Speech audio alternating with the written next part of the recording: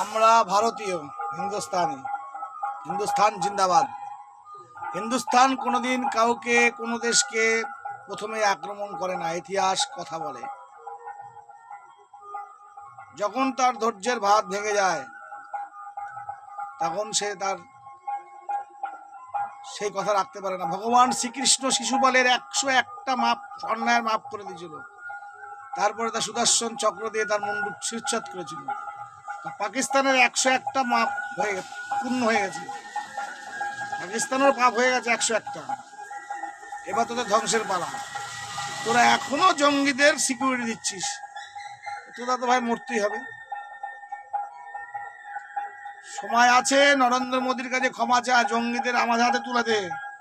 যদি বাঁচতে চাস, যদি বাঁচার ইচ্ছা চাস, বাঁচতে চাস, দেশকে ভালো রাখতে চাস, এখনো সময় আছে। নরেন্দ্র